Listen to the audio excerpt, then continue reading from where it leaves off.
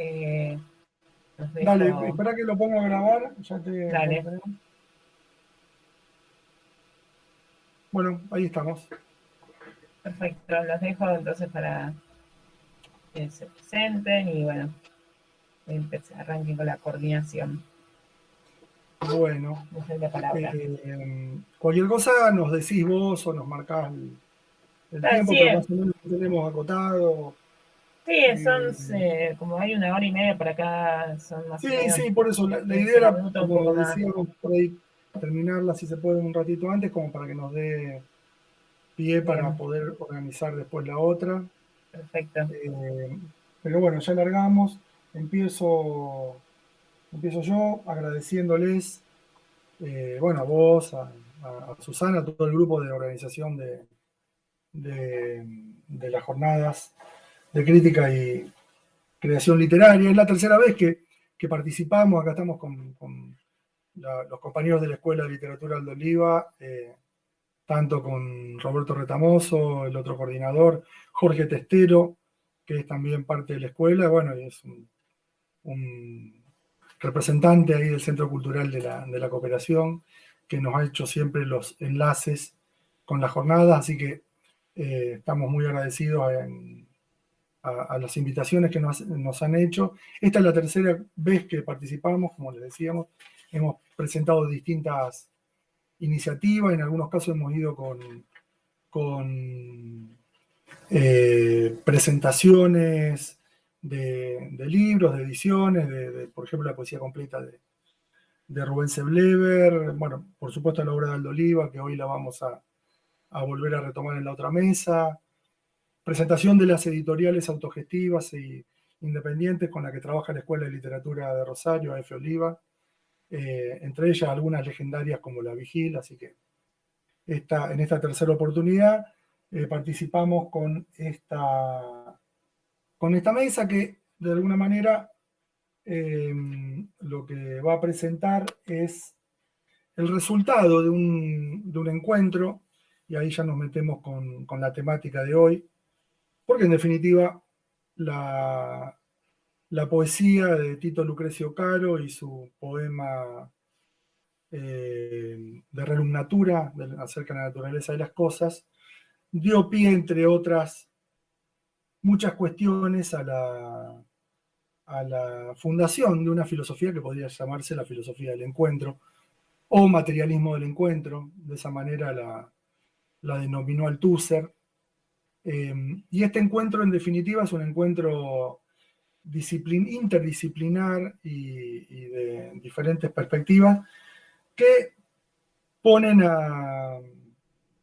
Yo mientras voy controlando, porque voy a tratar de hablar unos 10, 15 minutos, eh, decía que este encuentro, usando un poco la idea de Althusser de denominar al planteo filosófico epicúreo lucreciano como materialismo del encuentro, la posibilidad de pensar otros encuentros actualizados en este contexto de pasaje de siglo y de comienzo de un nuevo milenio. En definitiva, se tratan de encuentros que son históricos, ¿no? Entre la filosofía y la poesía, eh, entre la poesía, la filosofía y el psicoanálisis, por ejemplo, y, ¿por qué no?, la política, eh, de la cual algunas de las cuestiones que están planteadas en De Rerum Natura eh, nos dan una idea cabal de la necesaria reubicación de este texto, que fue perdido muchas veces en la historia de los tiempos y recuperado una y otra vez, ¿no? En nuestro caso, en la Escuela de Literatura, nos pareció justamente interesante retomar este texto en dos seminarios, uno de este año y otro del año pasado. El primero fue en el marco de un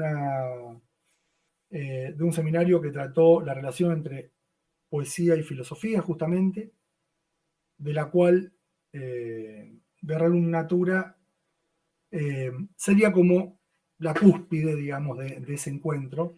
Esta definición, en definitiva, la dice George Steiner en Poesía del Pensamiento, ¿no? O sea, luego de esta obra, ¿qué otra obra alcanzó esta altura, esta cumbre en este vínculo? Y luego lo retomamos ya de manera más específica, porque se trató solamente del trabajo sobre el libro 4 del De Rerum Natura, el libro que está dedicado a las simulacras, a las emanaciones materiales de los cuerpos, que forman parte, en definitiva, del fundamental de la gnoseología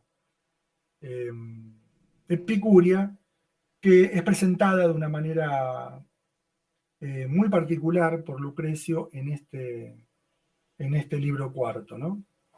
Muy particular porque no lo vamos a poder desarrollar completamente, lo termina a la manera en que termina cada uno de los libros, de una manera bastante ominosa, con la famosa crítica al amor, ¿no?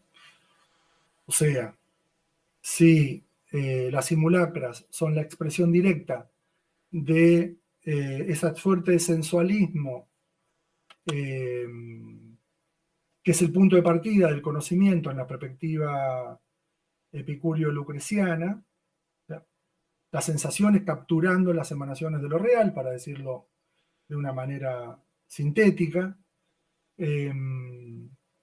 Estas emanaciones, en definitiva, pueden generar determinadas instancias fantasmáticas, así como proyecciones imaginativas, dianoias, epibolai, fantasticae, es el concepto que usa en definitiva Epicuro en una de sus cartas, ¿no? ¿Ya? Las proyecciones imaginativas que estas emanaciones materiales pueden disparar a partir de una segunda o tercera lectura de lo que sucede. Esto, en definitiva, es lo que trabajamos en este segundo curso, y bueno, es algo de lo que yo en particular también vengo trabajando y investigando, y que fue aportado a ese espacio de nuestra escuela, ¿no? Y en ese encuentro, decía, sucedieron que otras compañeras y compañeros aportaron otros puntos de vista a esa filosofía del encuentro, trayendo voces a veces de la mitología callejera, por ejemplo, de la mitología urbana, o la lectura compleja, digo compleja también por la cantidad de tramas que implican, que aporta el psicoanálisis durante todo el siglo XX en el amplio espectro que va de Freud a Lacan. Así que, de alguna manera, eso es lo que vamos también a ver en los trabajos que van a leer las compañeras y compañeros, y que tuvo que ver con un proceso de elaboración a partir de este seminario. Decíamos que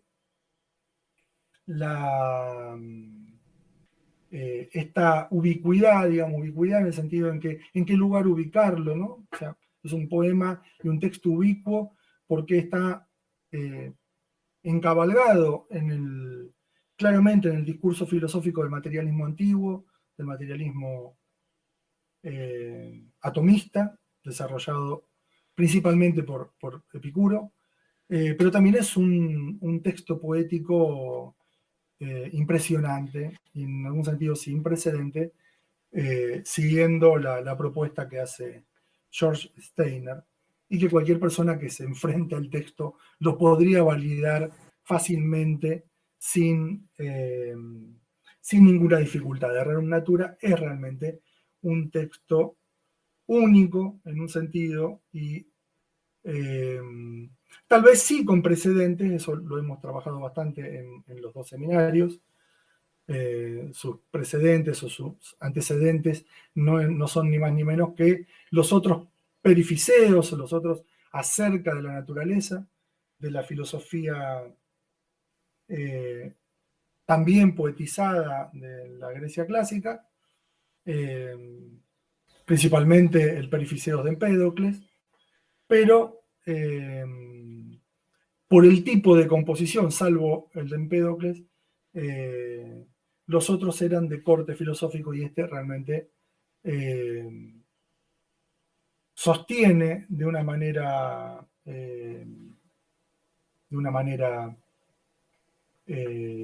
sumamente específica la imaginería propia y el simbolismo propio de la poesía, ¿no? En ese sentido, entonces, lo definimos como un texto ubicuo y que también es ubicuo en su reaparición temporal, porque desaparece durante una gran cantidad de tiempo, hasta el 1400, en que es rescatado en una anécdota conocida por Poggio Bracciolini, que recupera el manuscrito después de largo tiempo perdido, y a partir de ese momento es recuperado de diferentes maneras por poetas, dramaturgos, filósofos, no sé, de Molière a Marx, de Hegel a Nietzsche, ni hablar de Spinoza. Y en la actualidad, por supuesto, en la actualidad más cercana, tanto por Deleuze como por Badiou, para nombrar ya a la mayoría, y por supuesto a Marx con su tesis doctoral acerca de la diferencia entre Demócrito y Epicuro. O sea que si ya tiramos sobre la mesa todos estos nombres, vamos a darnos cuenta que el texto tiene una potencia inusitada para un poema, ¿no? En definitiva, como para cerrar un poco esta introducción que ubique a este tremendo poema,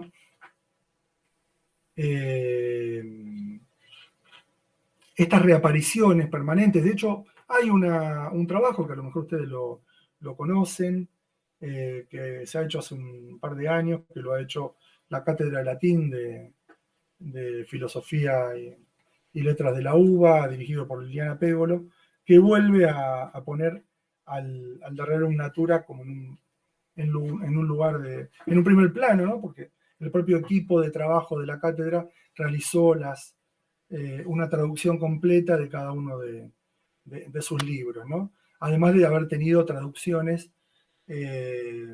permanentes en distintos idiomas, ¿no?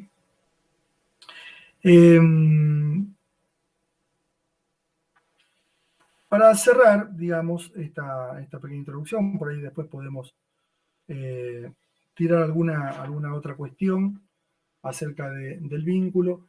Hay algo muy interesante que el texto, en mi opinión, plantea, que está sintetizado en la manera en que Lucrecio piensa que debe ser presentada la filosofía, ¿no? Y en definitiva, la imagen poética que elige es también bastante conocida. Se las leo para no errarle.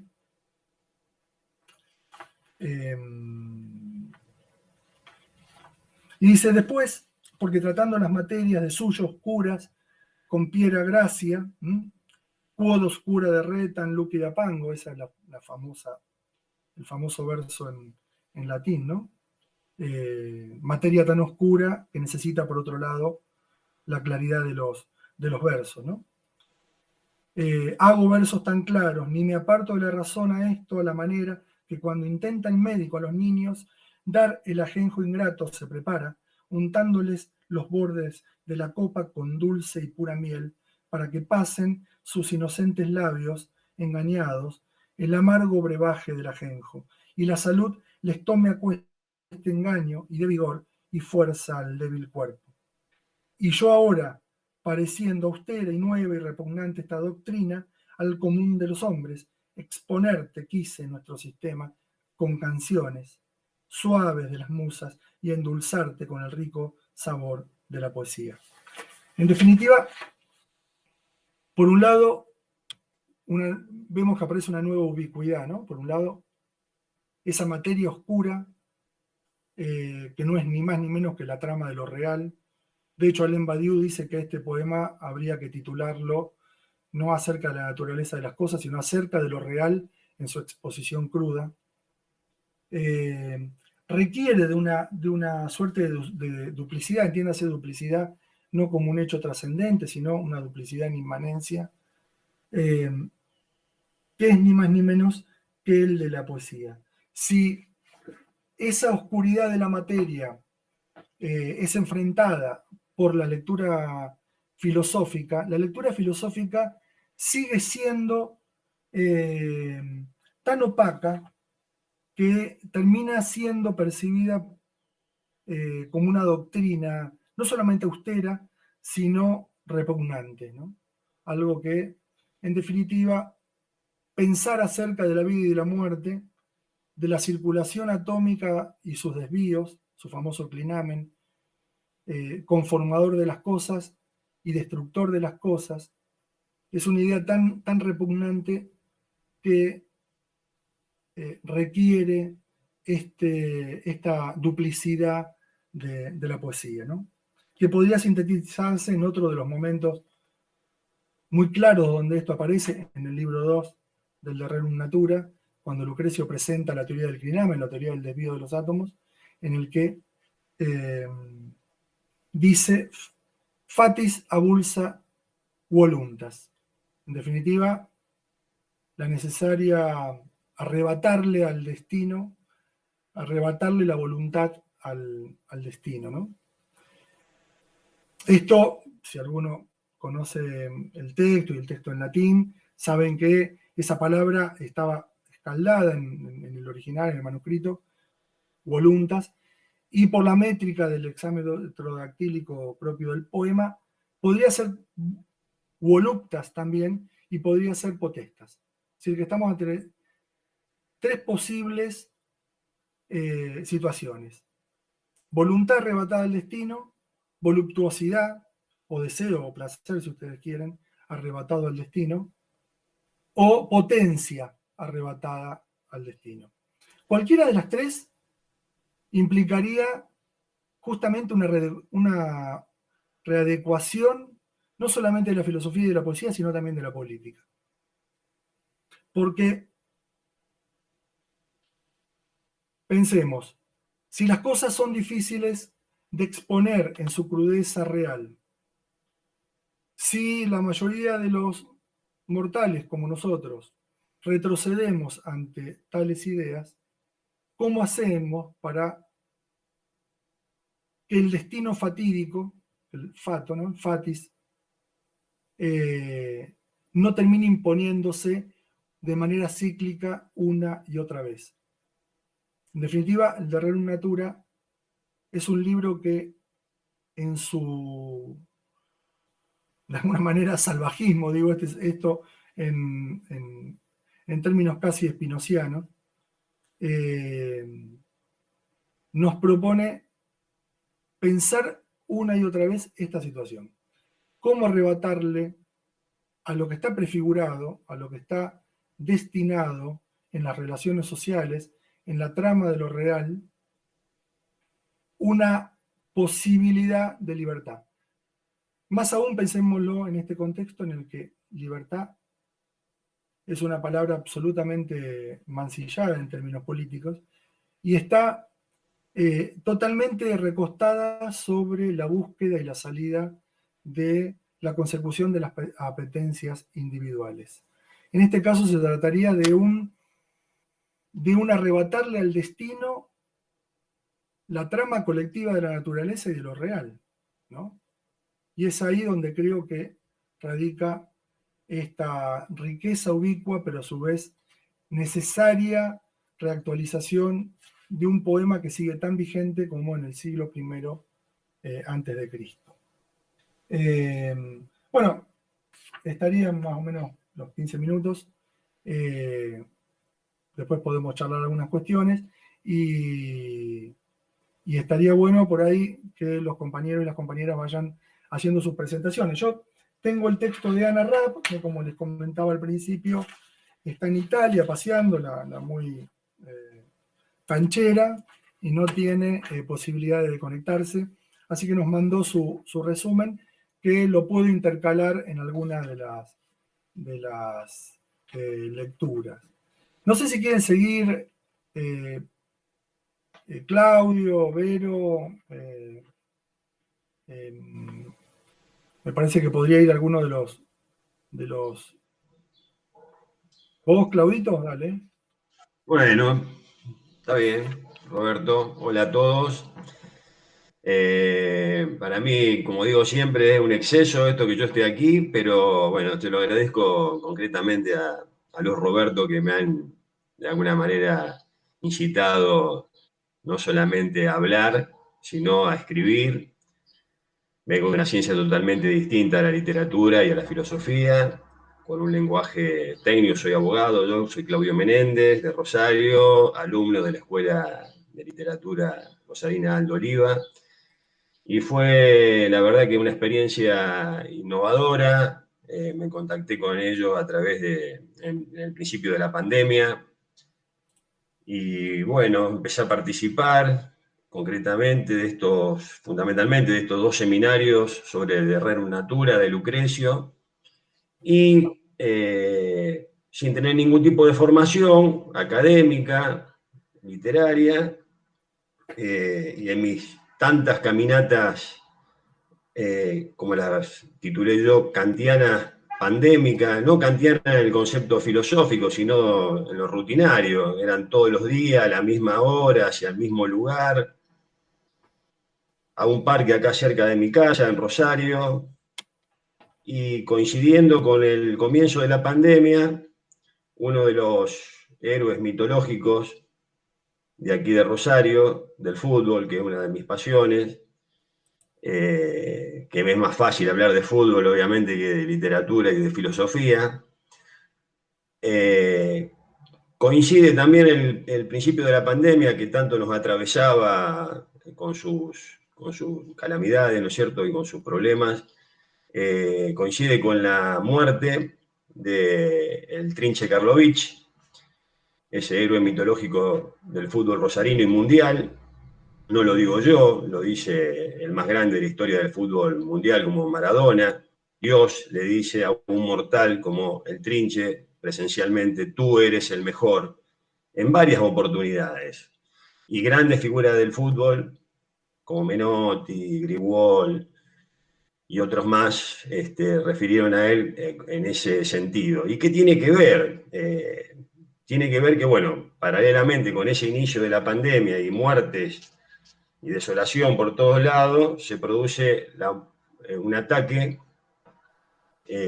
por otra pandemia terrible que tenemos acá en Rosario, que es la inseguridad y la violencia fundamentalmente. No hablemos de inseguridad, sino de la violencia, producto de la extremada pobreza y marginalidad que tenemos en nuestros barrios, y al Trinche lo matan para robarle la bicicleta. ¿Y quién era el Trinche? El Trinche era el poeta de las canchas de fútbol, la persona lírica que se enfrenta a un fútbol netamente comercial, capitalista, donde a partir de la década de 70, ahora voy a leer una parte de mi texto, digamos, de mi ensayo, que vuelvo a repetir, gracias me incitaron a escribir, lo pude hacer. A partir de la década de 70 va a cambiar ese fútbol lírico, poético, que expresaba el Trinche Karlovich dentro del campo de juego, por un fútbol comercial, netamente económico, con la figura que aparece del representante legal, del preparador físico, la muerte o el sepulturero del fútbol poesía. Y titulamos esta pequeña resumen de mi ensayo, o me lo tituló Roberto, mejor dicho, como la poiesis del Trinche Karlovich. O sea, esa posibilidad creativa, ¿no es cierto?, de creación del Trinche dentro del campo de juego, y que tiene que ver, digamos, con una reacción poética hacia una cuestión filosófica, llamémosle, que podría ser el fútbol, ¿no es cierto? El trinche Karlovich sería, como dijo Roberto recién, el trago dulce para evitar el trago amargo de ese fútbol capitalista que iba a destruir en definitiva la poesía. El trinche Karlovich fallece el 8 de mayo del año pasado y pocos meses después, en el barrio popular donde él se desarrolló, que es Tablada, aquí cerquita, un barrio obrero que también cuenta con otros antecedentes culturales muy importantes, como la Vigil, ¿no es cierto?, la escuela Vigil. Y bueno, construye la gente, el pueblo, digamos, del barrio Tablada, un pequeño mausoleo, un pequeño ranchito, así tipo lo que se ven en la ruta, como los del Gauchito Gil, que me llamó mucho la atención, ¿no es cierto? Porque había una persona como agradeciéndole o haciéndole reverencia, y percibía yo que de ese mausoleo, de ese pequeño mausoleo, aparecían emanaciones, el famoso clinamen que surgía de ese mausoleo, ya sea en forma visual, ¿no es cierto?, sonora, porque se escuchaban los gritos. Yo estaba enfrente de la cancha del Gabino Sosa, se escuchaban también los ruidos de los chicos que empezaban a entrenar, y también el olor pestilente de la muerte que azotaba al mundo en ese momento y que todavía parecería que ya lo hemos superado, pero que no es así. Ese atomismo lucreciano, digamos, la verdad que muy interesante, se ve también en cómo lo plasmó, digamos, el trinche Karlovich en cuestiones materiales dentro del campo de juego, ¿no es cierto? Para eso me gustaría leer, no sé si lo puedo hacer, Sí, sí. una pequeña parte. ¿Se sigue escuchando ahí? Sí, yo cambio de página. Puse que la rebeldía de enfrentar la comercialización del fútbol, que empieza a gestarse aproximadamente en la década de 70 del siglo XX, luego de México ya ningún equipo va a brillar como el Brasil de Pelé, porque el fútbol, entre paréntesis los dirigentes, empezaron a exigir no solo triunfos, sino rendimientos físicos y atléticos nunca antes vistos. Esto complicó la vida del trinche, que estaba feliz y cómodo en un mundo de poesía, y esa tranquilidad se vio afectada, ya que ahora debía entrenar como un soldado que va a la guerra, y él no estaba preparado para eso. Ya los técnicos de esa época empiezan a darle una importancia primordial al preparador físico, el sepulturero del fútbol, poesía. Y desde allí, si no corres, no jugás. Es decir, el fútbol está más cerca de una filosofía con un método preciso de rendimiento, pero alejado sideralmente de la poesía, salvo algunas y pocas excepciones que, para resumirla, todos las reconocen en Di Stéfano, Pelé, Maradona y ahora Messi.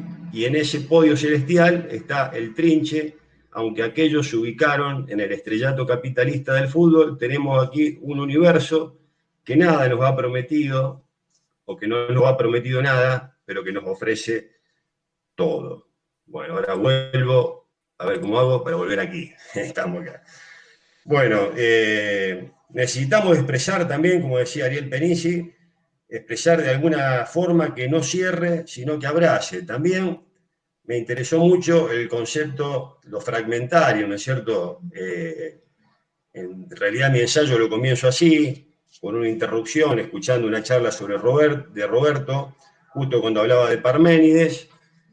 Pasa estos vendedores ambulantes que van prometiendo comprar y vender cosas, y oculta, ¿no es cierto?, la voz de Roberto sobre la vida de Parménides, que tenía que ver con uno de los antecedentes de la charla que estaba dando sobre el seminario, y yo debía integrarlo con conceptos que podían ser de mi propia experiencia o conceptos parecidos que lo tenía que rescatar de otro lado.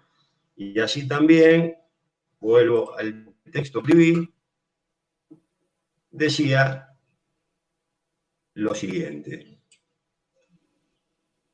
No se sabe con exactitud cuándo nació Parménides, pero sí exacto cuándo nació el Trinche, Rosario, Santa Fe, Argentina, el 19 de abril de 1946. Parménides se encontró con un joven Sócrates en una fiesta y charlaron largamente, y el Trinche se encontró con el Diego. Y Dios, al revés que en el caso de los griegos, le dijo al mortal: tú eres el mejor. Parménides debatió con Heráclito el Trinche contra las estructuras rígidas y nefastas del fútbol que lo transformaban solamente en un negocio. Parménides le enseña a dialogar a Sócrates y este a Platón, y el Trinche lo hace con la cueruda, entre paréntesis pelota, según Gabino Sosa, y el diálogo aquí se hace eterno. Parménides conducido por yegua mientras que unas doncellas le enseñan el camino que lo lleva hasta la meta de su corazón. El Trinche por el túnel de salida va eyectado hacia la meta rival, practicando en el camino el doble caño sincronizado. A Parménides la diosa lo acogió benévolamente y al Trinche lo acogió de Dios, y reconoció su genialidad desde los márgenes del fútbol. Parménides fallece en el siglo de oro y su poema perdura bastante bien conservado. El Trinche experimenta una muerte marginal en la Chicago argentina. Como los poetas románticos del siglo XIX, me gusta más lo inacabado del texto y la interrupción abrupta e inconclusa, y la cosmogonía del universo, y así encontrar el todo en un fragmento. Yo vuelvo aquí en esa caminata kantiana, pandémica, rutinaria, porque decían que había que hacer ejercicio para no volverse loco. Yo me volví loco igual haciendo ejercicio. Encontré ese pequeño mausoleo de donde, vuelvo a repetir, percibí esa emanación de olores, colores, sonidos, que a pesar de que el sistema trata de desvirtuarlo, llegaban hasta mí concretamente esa rebeldía que impuso el Trinche Karlovich y que lo transformó no solamente en un héroe a nivel internacional, a punto de que vinieron grandes personalidades como Robinson, un inglés que hace un programa espectacular que hizo, que se llamaba Los Informes Robinson, donde rescataba cuestiones marginales del fútbol y del deporte mundial, y él mismo vino acá a Rosario a participar de un programa especial sobre el Trinche, y de ese héroe barrial que surge de un barrio obrero de Rosario, llamémosle, no es un barrio marginal, pero es un barrio de trabajadores, donde, vuelvo a repetir, estaba, entre otras cosas, la biblioteca Vigil, ese ídolo que se va a oponer a esta mercantilización del fútbol, con hechos concretos, materiales y atomistas, como la figura del doble caño sincronizado que eyectado se proyecta hacia el arco rival en un gol, en un campeonato, en lo que sea, y no es necesario el triunfo, sino la expresión poética de su genialidad. Bueno, yo la verdad que de fútbol podría estar hablando una hora, pero esta es una clase relacionada con la literatura. Yo quiero agradecer de alguna manera la invitación a Roberto, la confianza que ha tenido en mí, a los Roberto. A Roberto Retamoso lo quiero felicitar por su nuevo libro. Lo tengo aquí, lo estoy leyendo, prometo terminarlo esta noche. Y bueno, y le dejarle la palabra a mis compañeros, que realmente lo mío sería una relación, o qué relación discursiva habría, ¿no es cierto?, entre la filosofía y el discurso popular o barrial, pero bueno, es mucho más interesante y mucho más intelectual lo que nos puede aportar Verónica o Juan de la relación del discurso poético con el discurso psicológico en el caso de ellos, ¿no es cierto? Así que bueno, esa es mi pequeña intervención. Le agradezco que me hayan escuchado humildemente mi pequeño trabajo. Muchas gracias. Gracias, Claudito.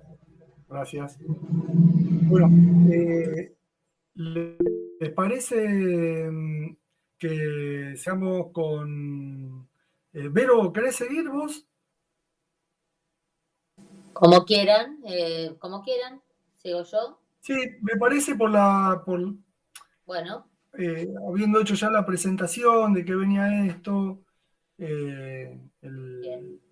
la presentación del trabajo el núcleo del trabajo de Claudio, me parece que estaría bueno eh, que leyeran en secuencia, a lo mejor vos primero, después Juan, Bueno, y cerramos con la lectura del texto de Ana. bueno. Bueno, yo soy Verónica Stoppani, soy psiquiatra, soy psicoanalista, trabajo en el Hospital Carrasco, un hospital general de la ciudad de Rosario, también en la colonia psiquiátrica de Oliveros, un hospital psiquiátrico, además del consultorio particular. Y bueno, quería agradecer también, como hizo el compañero, el estar acá en estas jornadas, que realmente es un placer y es una conmoción. También a la Escuela de Literatura Aldo Oliva y a los dos Robertos, particularmente todo lo que han promovido, al menos en mí, realmente en el curso de la pandemia cerrada, con el primer curso de poesía y filosofía, ahora seguimos luego con el libro 4 de Lucrecio, pero realmente yo no soy del palo de las letras ni de la filosofía, vengo de otra facultad, pero haber podido compartir y llegar hasta acá y además poder escribir algo que realmente para mí ha sido un anhelo y ha sido más allá de su valor, algo muy importante, y el lugar de la Escuela de Literatura lo es en mi vida. Y también, para entrar un poquito más en el tema, conocer a Lucrecio, la verdad que para mí fue un antes y un después. No hay mucha gente, incluso que lo conozca a Lucrecio dentro al menos de el campo del psicoanálisis. Sí, quizás los más lectores, digo esto porque, bueno, ya para entrar un poco en lo que yo pude escribir, y agradezco nuevamente estar acá. Mi trabajo tiene como título una relación entre el poema de Lucrecio de Rerum Natura y el ensayo Lo perecedero de Sigmund Freud. El punto de partida de esta ponencia fue la relectura de un texto que Freud escribió antes de desatarse la Primera Guerra Mundial para homenajear a Goethe. El concepto de belleza de las cosas y su perennidad, desarrollados por el padre del psicoanálisis, puede ser puesto en relación con algunos pasajes del De Rerum Natura. El final del libro 3 del poema de Lucrecio resuena en el citado ensayo. Ciertos efectos de la guerra pueden ser cambiados hoy por los de la pandemia. Me pregunté, ¿había leído Freud a Lucrecio? Mi trabajo imagina una conversación entre ambos. Mi conmoción inicial con el De Rerum Natura de Lucrecio fue escuchar de la voz de Roberto García en latín y luego leer la invocación a Venus. Me pregunté cómo y por qué alguien iniciaría un libro de este modo y terminaría hablando de los horrores de la peste. Me vino a la mente situar el tiempo histórico en que estaba el poeta, mitad del siglo I a.C., en medio de contiendas civiles y sociales que darían final a un periodo y darían lugar luego al imperio del César. Entre tanta guerra desatada, el poeta elige traer primero a Venus, la diosa del amor, el Eros, quizás para mitigar la verdad de la historia. Recordé esa frase, la poesía, como la miel en el borde del vaso para poder tragar el amargo remedio de la verdad filosófica de los hechos. El de Rerum Natura es el primer tratado poético-filosófico que nos llegó de la antigüedad. Fue pasando a través de la historia de manos de Cicerón, su hermano Quinto fue reconocido por Lactancio, por San Agustín, hasta ser encontrado en un monasterio renacentista. ¿Por qué fue que resistió las quemas?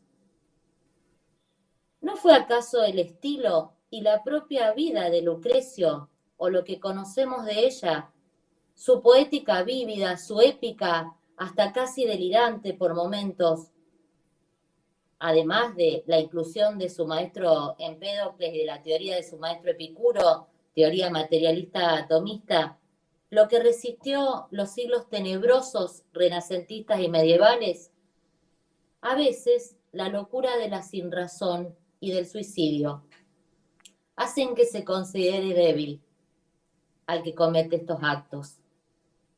Bueno, sabemos que la historia progresó muchas veces por el legado de estos poetas y de los héroes trágicos. Para Lucrecio solo existe la materia y el vacío. Ese es el planteo atomista. Nada nace de la nada. Todo ha sido creado sin intervención divina y todo es perecedero, inclusive el alma humana. La naturaleza no nos da garantías. Los mundos dentro del universo pueden armarse y desarmarse. La idea es la no totalización. El poeta lo traduce como algo que nace y puede destruirse. El libro trabaja este movimiento de vaivén entre equilibrio y desequilibrio. Es el movimiento que hace que las cosas estén y perezcan. La peste en Atenas es causada por la no aceptación de cómo es la naturaleza de las cosas. La naturaleza es conjuntiva y se expresa en un y no en un es.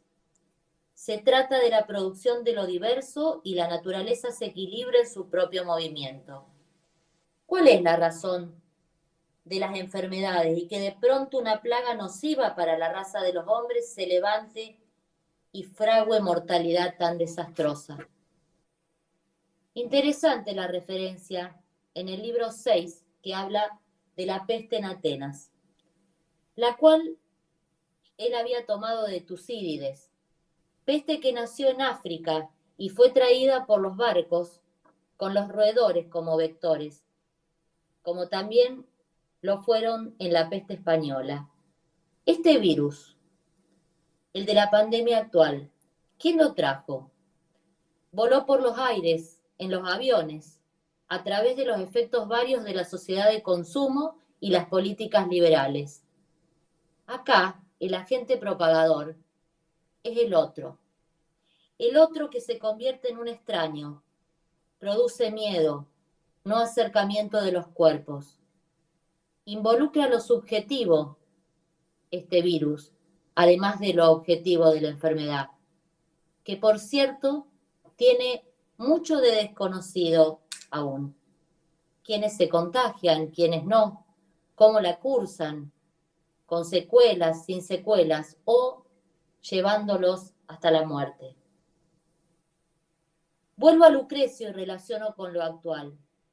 Ni en la ciudad se mantenían los usos funerarios que la gente seguía en los entierros, pues andaban alterados y temerosos y cada uno, según sus recursos, enterraba dolorido a su pariente, enzarzándose en peleas con mucha sangre antes de dejar los cuerpos abandonados.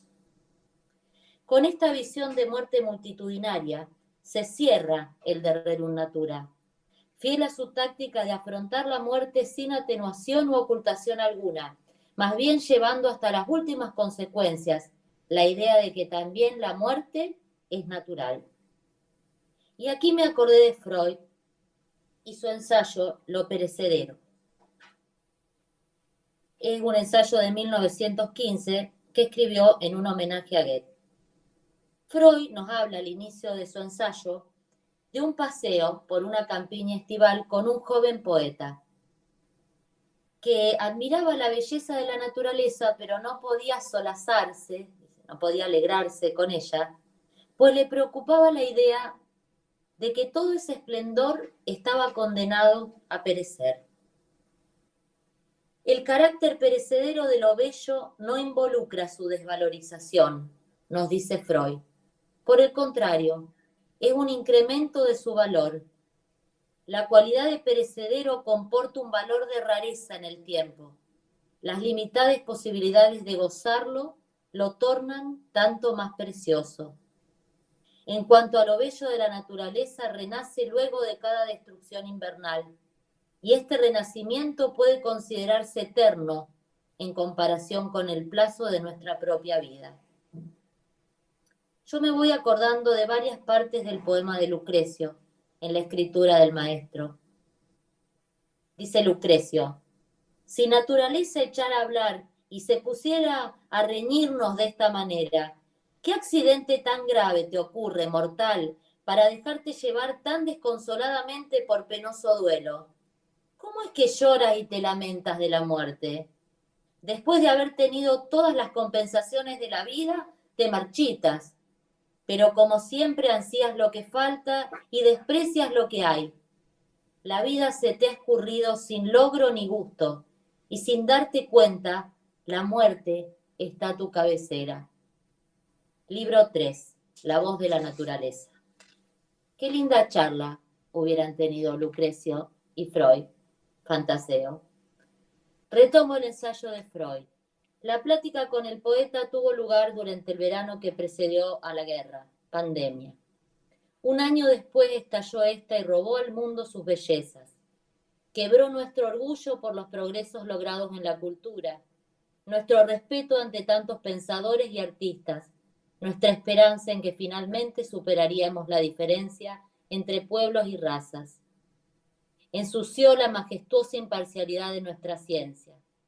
Nos arrebató mucho de lo que habíamos amado y nos mostró la caducidad de muchas cosas que habíamos juzgado permanentes.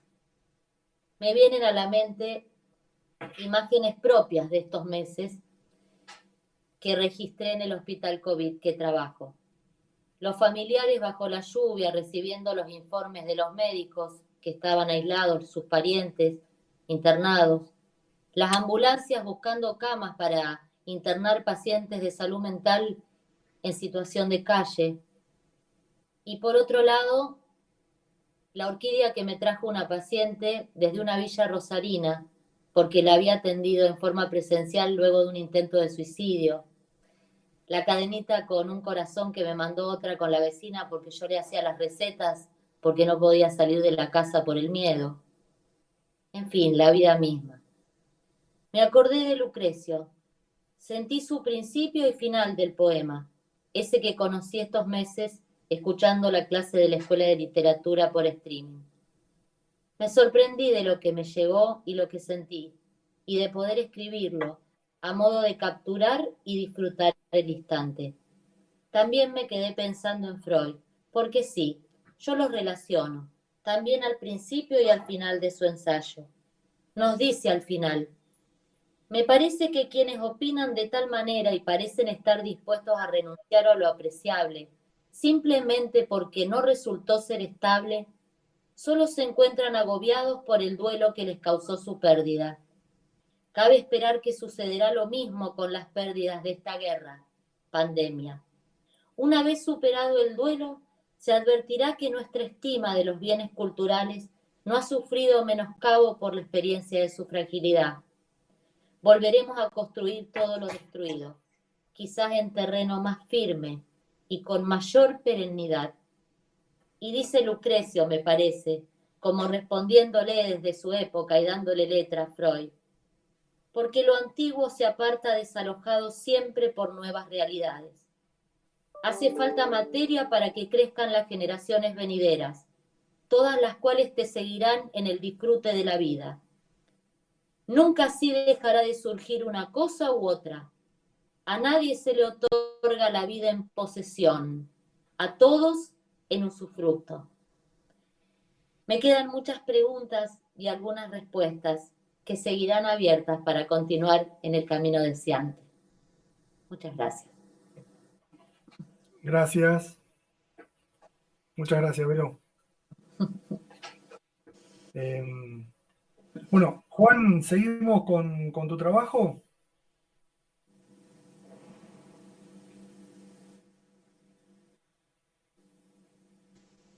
Estás silenciado, Juan. Bueno, mi pregunta no tiene lugar entonces porque preguntaba si se escucha. ¿Se escucha bien? Perfecto. Bueno, buenísimo. Buenas tardes para todas y todos, un gusto estar acá. Yo primero voy a ser redundante. Llego a la Escuela de Literatura de Rosario Aldo Oliva también me gusta decir como un efecto pandémico, porque en esos días de aislamiento, bueno, encontré ahí en la escuela un material humano y teórico y vivencial muy interesante que disfruté en ese momento y que sigo disfrutando. Así que desde ahí también lo que han dicho los compañeros y compañeras, agradecerles a los dos Roberto por esta propuesta tan interesante y de tanta calidad en la ciudad. Así que, dicho eso, voy a tomar la posta de Claudio y lo voy a recibir. Freud decía que lo más lábil es el objeto. Y yo voy a tomar a la intervención de Claudio como una miel que llega a mis oídos después de que mis ojos hayan tenido que ver hoy a Central a la tarde. Entonces, esa verdad tan dura se edulcora de algún modo con la miel de Claudio en su intervención y en el recupero y en el rescate de lo poético en el fútbol, que hoy a la tarde realmente brilló por su ausencia. Así que, dicho eso, bueno, comentarles por dónde fue mi recorrido, que tiene que ver como practicante del psicoanálisis, una lectura que hice a la par de las clases de Roberto, del poema de Lucrecio. Lo titulé Sigan a los poetas, porque esta era una idea que insiste mucho en Freud. Freud siempre dijo que el poeta se anticipa emocionalmente a la ciencia y al saber del momento, y también está en Lacan, en varios pasajes. Por ejemplo, uno de los seminarios dice que hay que estar tocado por algo de lo poético, si bien distingue entre lo que es poesía y lo que es la práctica psicoanalítica, pero dice firmemente que hay que estar de algún modo tocado por algo de lo poético para intervenir como psicoanalista. ¿Qué quiere decir esto? Bueno, un poco tiene que ver con el lenguaje poético, que es la conclusión a la que yo arribo en mi reflexión. En principio, me pareció muy interesante destacar algunas de las cuestiones que tienen que ver con la ética epicúrea, que yo en la lectura actual, por supuesto, esto lo hemos conversado con los compañeros, teniendo en consideración que este es un texto de la antigüedad y que la lectura que uno puede hacer ahora está cargada de un montón de informaciones y un montón de producciones incluso académicas que no se contaban en ese momento. Pero bueno, es sorprendente cómo el poeta se anticipa en su lenguaje, justamente es poético, a afirmaciones y a postulados que después, con el transcurrir y el devenir de la ciencia, se fueron de algún modo instalando. Y, por ejemplo, en el caso de la ética epicúrea de la que se apoya Lucrecio es una ética que tiene que ver con la hedoné, con el placer. Nosotros, como practicantes de psicoanálisis, no hacemos ni más ni menos que eso, trabajar con el placer. El placer en términos, esto se vuelve muchas veces en el texto, el placer no como exceso, no como enamoramiento, no como un ímpetu sexual, sino como un equilibrio, como como una, lo cual es interesante porque también alude a una cuestión muy trabajada por Freud, que es el aspecto económico en el psiquismo. Entonces, cuando hay un exceso en la economía libidinal, digamos, de una persona, llámese por cierto trabajo con determinado objeto excesivo, se incurre en algo que Lacan definió como el goce, una juntura entre la libido y la pulsión de muerte. Pulsión de muerte, concepto freudiano, que viene a traer en oposición al eros, a la pulsión que liga, que hace que podamos amar, que podamos construir, que podamos hacer cosas en la cultura. Pero bueno, estas dos tendencias están en todos nosotros, pulsión de vida, pulsión de muerte. Cuando la pulsión de muerte se junta con la tendencia sexual libidinal, caemos en el goce. Esto es propiamente lo que hace hincapié, siempre de esta lectura contemporánea, ¿no? La ética epicúrea debe decir, bueno, hay placeres que son francamente innecesarios. No es y esto también me pareció interesante y es ético, porque ningún deleite, va a decir Lucrecio, es malo en sí mismo. Esta es una posición ética del psicoanálisis también. Cualquier analista sabe que hay síntomas, por ejemplo, que llevan dolor, pero que al mismo tiempo ofrecen un deleite, ofrecen una satisfacción en el inconsciente, ¿verdad? Entonces, y lo que para uno, determinada acción o comportamiento es doloroso, para otro sujeto la misma acción o el mismo comportamiento es placentero. Entonces, en ese sentido, ningún deleite, dice Lucrecio, es bueno ni malo en sí mismo. Pero sí hace hincapié en esto de estar atento a cuando un deleite nos lleva al dolor o al goce en términos psicoanalíticos. Después me pareció interesante que también hizo alusión Roberto al concepto de clinamen, esta unidad seminal material del epicureísmo que es el átomo, que bueno, después con los años se comprobó su existencia y se pudo medir y cuantificar con la ciencia moderna. Esta intuición de Lucrecio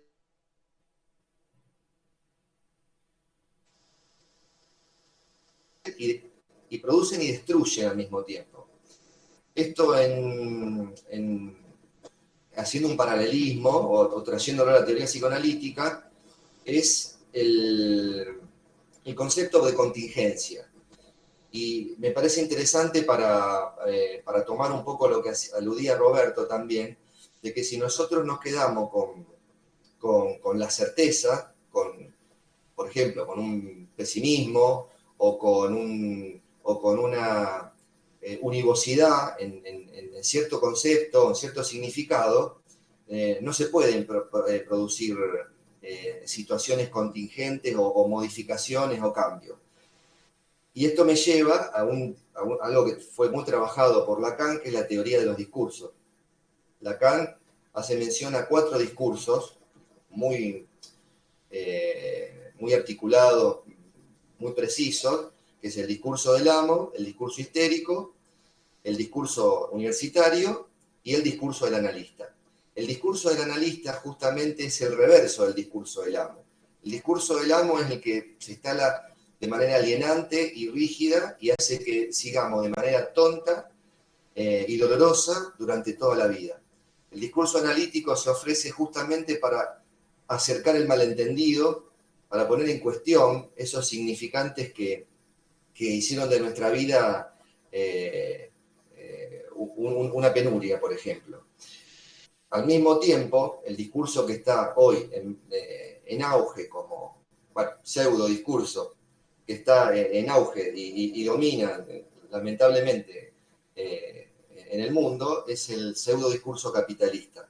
este pseudo discurso es un discurso que va en contra de todo lo que diría yo, en todo lo que se alude en la intuición lucreciana. El concepto de clinamen, el concepto de movimiento, el concepto de transformación, el concepto de muerte, como dijo Verónica. El capitalismo reniega de todas esas cosas. Es un objeto tapón, que es el objeto tecnológico, el objeto de consumo, que viene a tapar el vacío y que hace que sigamos en un circuito infinito, justamente de lo que hacía mención antes, de goce. Y al mismo tiempo con el gran inconveniente que al no ser un discurso, entorpece o elimina el lazo social. El lazo social requiere de esto, requiere del reconocimiento del otro. Es fundamental. Del otro humano. Sin el otro no nos podríamos constituir como sujetos y quedaríamos en un estado de inermidad absoluta. O de goce, justamente. Cosa que, dicho hago una pequeña mención que no es el momento para desarrollarlo, pero bueno, se ve muchísimo los impactos, por ejemplo, de esto en los niños. Otro concepto que me pareció muy interesante y que se puede extrapolar a la teoría psicoanalítica es el del simulacro como membrana, como parte perdida del cuerpo. Esto está muy desarrollado después con los elementos que contaba cada uno por Freud y después por Lacan. En Freud, por ejemplo, el estado de proyección que también hacía mención Claudio cuando veía esas emanaciones ahí en el monumento del Trinche, yo pensaba en esta constitución del yo vía narcisismo que plantea Freud. Freud dice que para que pueda haber el yo no está dado de antemano, y para que pueda existir una instancia psíquica como el yo, tiene que haber una operación, que justamente es de proyección de superficie y de proyección de superficie. Eso es, en términos de Lacan, el estadio del espejo. Es una proyección de una parte del cuerpo perdida. Es necesario para esto, es fundamental para que suceda eso, que una parte del cuerpo, o que el cuerpo en el sentido biológico, anatómico, se pierda. Si no, estaríamos en un nivel absolutamente biológico, cultural. Seríamos nada más que una suma de órganos, de miembros, de carne, en fin. Es necesario para que eso se integre en una unidad, que haya una proyección, y ahí surge el yo como instancia psíquica. Pero para eso, para que pueda pasar eso, tiene que haber una erotización de la imagen y una pérdida. Lo que se pierde, lo que se tiene que resignar es el cuerpo en tanto real, para que pueda haber un cuerpo libidinizado, erótico. Y para eso es fundamental la presencia del otro de los cuidados, llámese la madre o el que ejerza esa función. En fin, esto me pareció muy interesante porque esta pérdida, que después vamos a ver en los sentidos tal como lo presenta Lucrecio, dicen que hay un objeto, digamos, pero no dice de qué objeto se trata. Y para eso, que también me pareció interesante destacarlo, para poder saber de qué objeto se trata, tiene que haber una relación compleja de diferencia y semejanzas. Y esto va un poco a la conclusión de mis ideas, que un poco retroactivamente, vuelvo al título, sigan al poeta. ¿Por qué el poeta se puede anticipar? Porque el poeta habita en el lenguaje y está en esa posibilidad del lenguaje de articular significantes entre semejanza y diferencia, entre contigüidad y continuidad, entre metáforas y metonimia, y todas las figuras de la retórica que están presentes en el lenguaje y que, bueno, gracias a la definición, gracias al descubrimiento freudiano del inconsciente y las posteriores precisiones lacaniana, apoyado en lingüistas estructuralistas y del momento, lo llevan a definir al inconsciente estructurado como un lenguaje. Quiere decir, no hay magia, no hay nada místico, no hay nada religioso, simplemente son las leyes del lenguaje las que permiten que nosotros podamos seleccionar significantes del código lingüístico, articularlos, y que al mismo tiempo de estos objetos que están perdidos, desde mi lectura, ¿no?, actual, y a través de esas simulacras como membranas de cuerpos perdidos y proyectados, permiten que nosotros podamos articular y hacer producciones tan poéticas que incluso alcanzan, no sin sorpresa, después de todas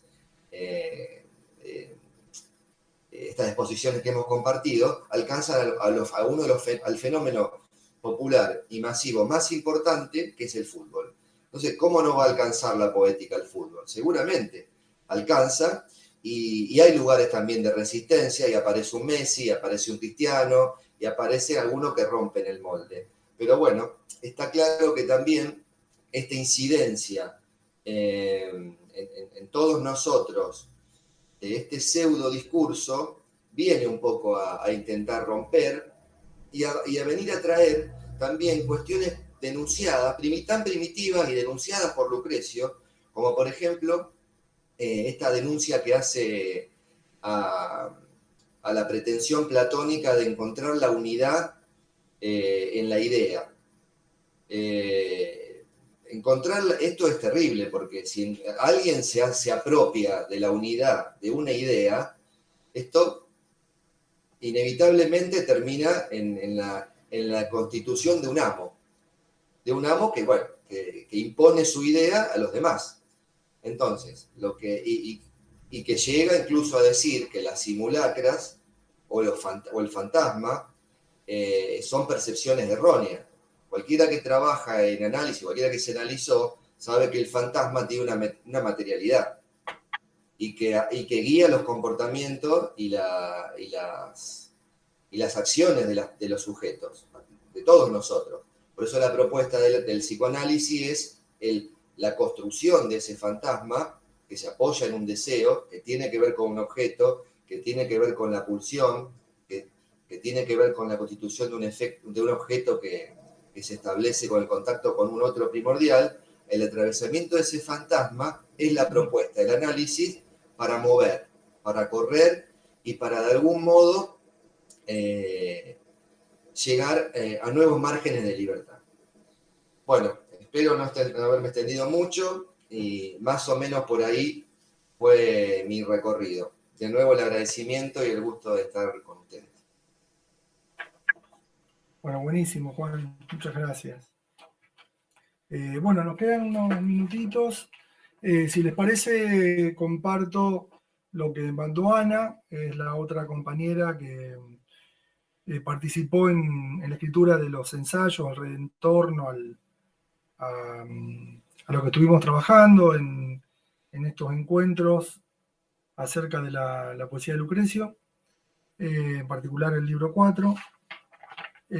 Así que bueno, leo lo que nos mandó. Es un resumen en realidad de su ensayo, que era lo que habíamos obviamente acordado presentar hoy aquí en forma más bien por medio de la exposición oral.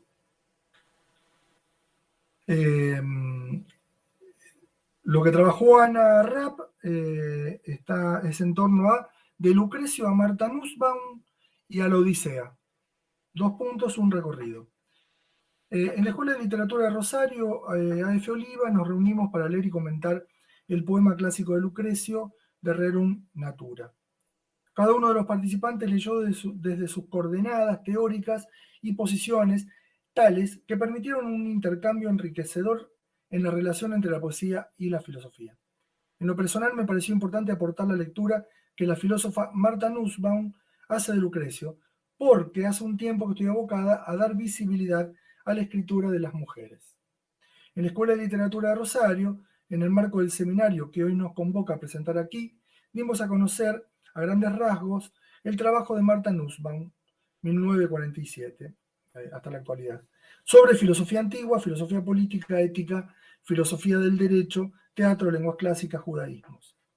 Dice enmarcarse en la tradición socrática, gran conocedora de la India, Amartya Sen. No le gusta Judith Butler, escribe oscuro, dice.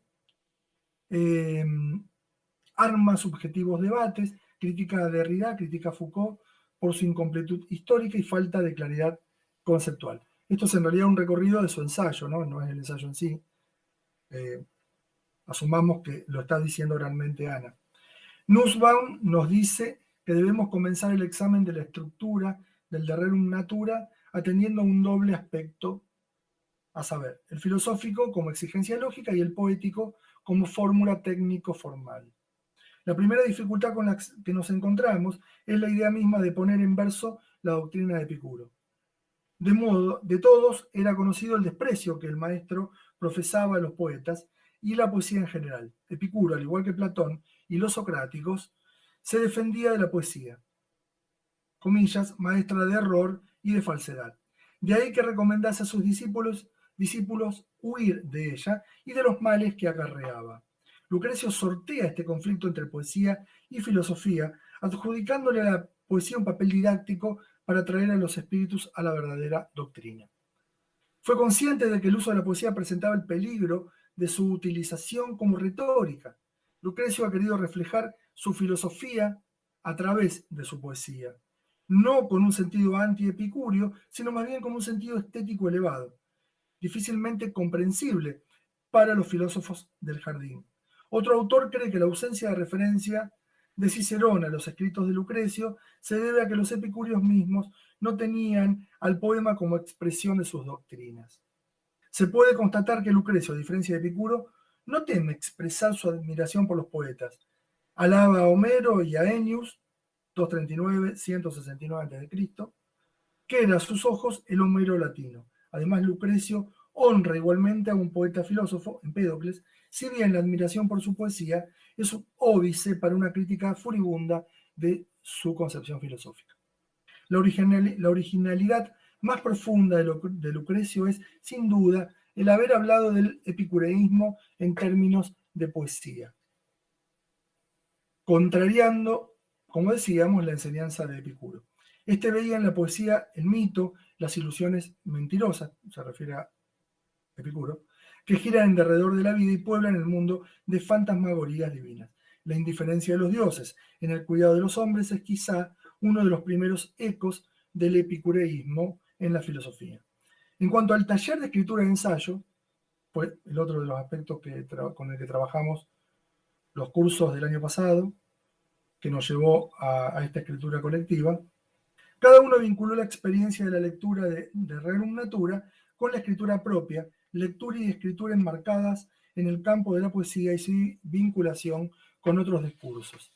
Me aparté de Lucrecio, gracias a la libertad y el respeto de los integrantes del taller, mantuve el interés sobre lo femenino y me atreví a leer Odisea como escrita por mujeres.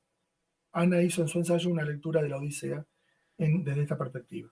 Estas palabras, articuladas con las producciones de los compañeros del taller, tratan de dar cuenta de la experiencia de compartir con otros lecturas y escrituras, así de Lucrecio a Martha Nussbaum, y un ensayo que surgió de pensar la poesía clásica desde una mirada femenina y contemporánea. Muchas gracias.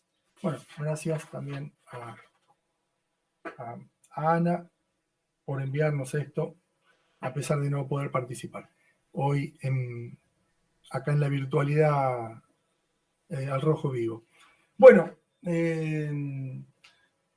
son las 19:20, no sé si alguien quiere hablar o las organizadoras de las jornadas